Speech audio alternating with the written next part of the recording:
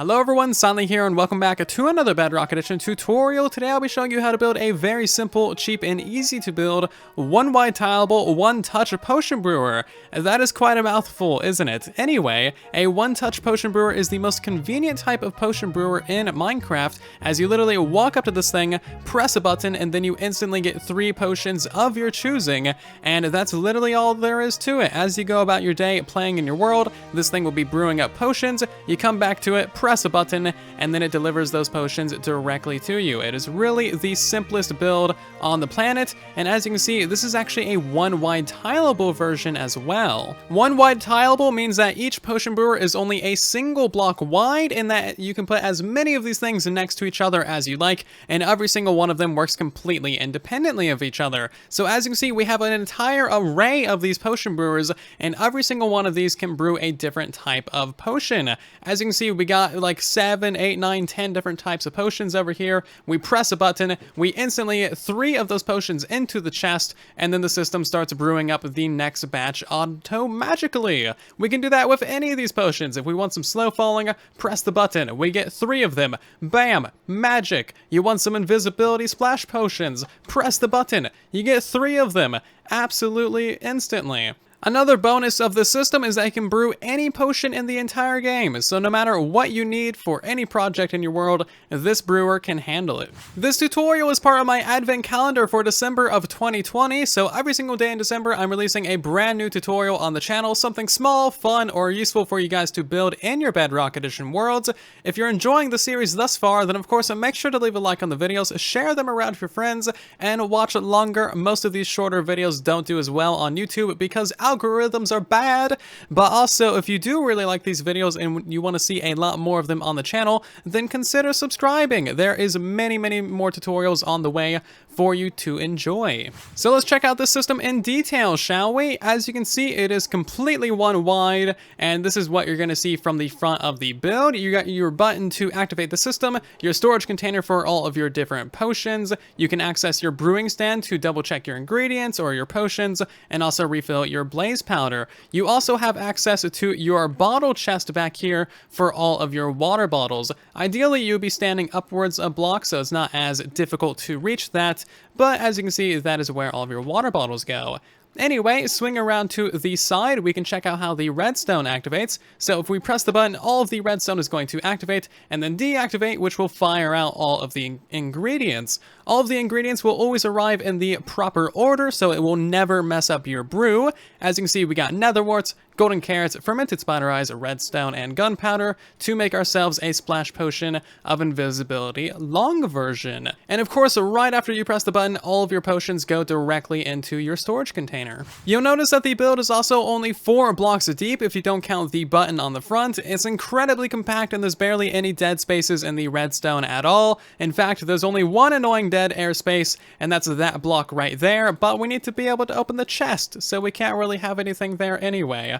And you'll notice that it's also a little bit tall. This version is 11 blocks tall, I believe. However, it can be made shorter depending on how many ingredients are in your potion brewer. So if you only have 3 ingredients, it will be shorter. If you have 6 ingredients, it's going to be a little bit taller, as you can see there. But the reason why it is so tall is that way you can actually access your droppers and refill all of your ingredients with mild ease. This isn't going to be like the most convenient thing in the world, but it's also not super painful either. In case you think that this system right here is going to be too annoying to use and too annoying to refill all of your droppers, I designed something with you mobile players and console players in mind where it's harder to aim. As you can see, only 2 of the droppers are behind a hopper, so they're pretty easy to access already. This one, and that one are just completely out in the open, super easy to access. So if you want to build this version, the more accessible version, you can totally do that. I'll be showing that in this tutorial, and if you don't quite care, then this version right here is more compact and cheaper as well. Real quick, I want to explain the redstone to you, that way you understand exactly how your system works for easier troubleshooting and just so you can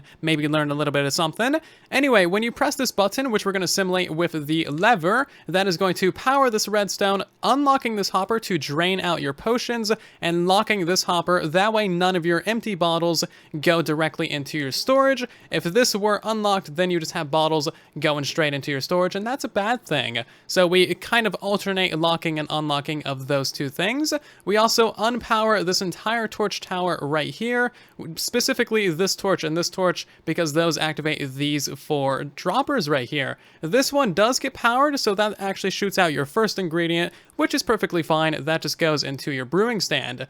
After you've pressed your button, it will unpower the entire system, powering your torch tower, which will then power these 4 ingredient droppers, shooting those into the system and allowing them to go down into the system as well in the correct order. It will also lock this hopper right here and unlock this one so your water bottles can go into your brewing stand, and then it starts brewing. It's really as simple as that. And let's hop into the tutorial, shall we? For those of you who are interested, there's going to be a full materials list down in the description for your convenience. You're going to need a 1 wide by 4 deep build area, and this is going to be a minimum of 7 blocks tall if you have 1 ingredient. For every additional ingredient that you need for your potions, you're going to need to add 1 block extra height to your potion brewer, up to a maximum of 12 blocks tall. So keep that in mind. The more ingredients you have for your potions, the taller your system is going to be. We're going to get started at the front of your build area with a solid block. Place a wooden button on the front of that block. Any wooden button will do, but it has to be wooden for the timings to be correct. Place a repeater out the back side of that, going into a block.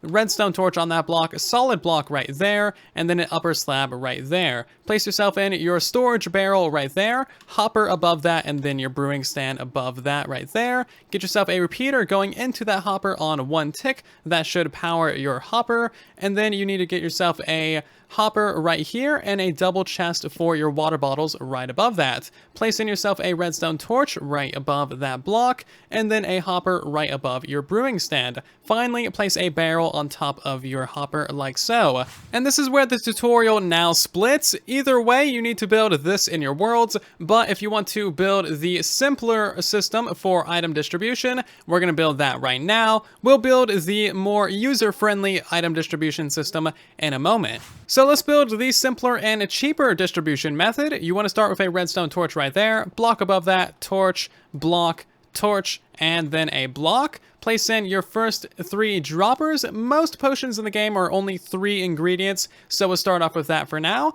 Place a hopper there, a chest there, and then a hopper there, and then get yourself a redstone torch and a block right there as well. Now, this chest is just here to save you a hopper, and also it has a small enough hitbox that you can actually reach around it and access that dropper. If that is not accessible enough for you, simply replace that with a hopper. There's significantly more room to reach around that and refill that dropper. If you're brewing a potion with more ingredients than 3, let's go ahead and chuck on the next 3 droppers up top here. Of course, chest in front of that one, hopper in front of that one, and chest in front of that one. We're now going to put a torch right here, block above that one, torch here, block, torch here, block, and then finally a torch. So this is what the completed build should look like when you have your simple distribution system in place and your torch towers as well. Your ingredients go in here in the exact order that you would think. This is your first ingredient, your second ingredient, your third, your fourth, your fifth, and your sixth. So just fill in each of your ingredients for whatever potion you want to brew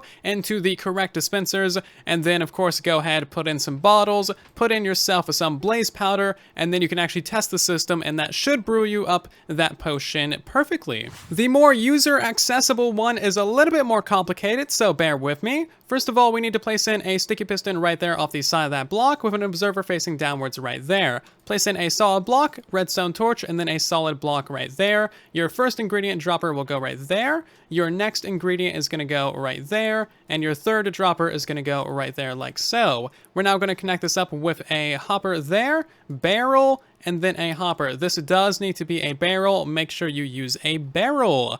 Anyway, now we're going to place in a redstone torch there and an observer facing that redstone torch. This is going to detect the torch changing, power the barrel, and then power this dropper for dispensing your ingredients. Finally, place in a solid block right there, and that is your first 3 ingredient droppers installed. If you have a 4 ingredient potion, your next dropper is going to go right there, barrel in front of that, observer facing away from the barrel, facing a redstone torch. If you have a 5 ingredient potion, then you'll need to place a dropper facing downwards directly into that barrel. Now, for this specific configuration, this is your first ingredient, this is your second, this is your third, this one is your fourth, and that one will be your fifth ingredient. A little bit counterintuitive, but it is what it is. Anyway, if you have a 6 ingredient potion brewer, then you need to place your dropper there and your other dropper right there. Hopper in front of that one, a barrel in front of this guy, solid block right on top of that torch, another torch above that block, and then finally an observer facing that torch. And then for this configuration, first ingredient, second, third, fourth, fifth, and sixth, just as you would expect. So of course, now you need to add in your blaze powder to your brewing stand, put in some water bottles, and put in your ingredients. So if I want to make a standard long fire resistance potion, you would put your first ingredient, nether wart, in there, second ingredient, magma cream, in there, third ingredient, redstone, in there, and then we don't even need like the entire rest of all of this redstone, so we can just straight destroy all of that. Press the button. We're first going to get ourselves 3 water bottles in the chest. That's just going to happen the first time you activate your system, and then your system is going to start brewing up whatever potion you have told it to brew with your ingredients. So if we speed up the footage a little bit, you'll see that the game is indeed brewing ourselves a potions. That thing is now done, dusted. We can go ahead and press the button, get our 3 fire resistance potions, and the thing is now going to cycle and repeat that action of brewing many potions for you. So once you have all of your potion brewers installed, you should have something a little bit like this. I would suggest setting up some stairs going downwards so you can easily reach your button, easily reach your barrel, your brewing stand, and of course your chest with all of your water bottles too. You'll also likely want a second floor up to easily restock your first couple of droppers, and then a third floor to easily restock the rest of your droppers as well. As you can see, this does actually look pretty snazzy when it's all done and dusted. So if you have any questions, comments, or concerns about today's one-touch micro brewer, then let me know in the comment section down below. I'm always trying to help you guys out as best as I possibly can. If you did enjoy today's video and want to see a lot more of them in the future, then of course make sure to leave a like on the video, share it around, and consider subscribing so you see all of my future tutorials first before anybody else. Anyway, I'll see you guys down in the comment section and in the next one. Thank you again for watching, and then there was silence.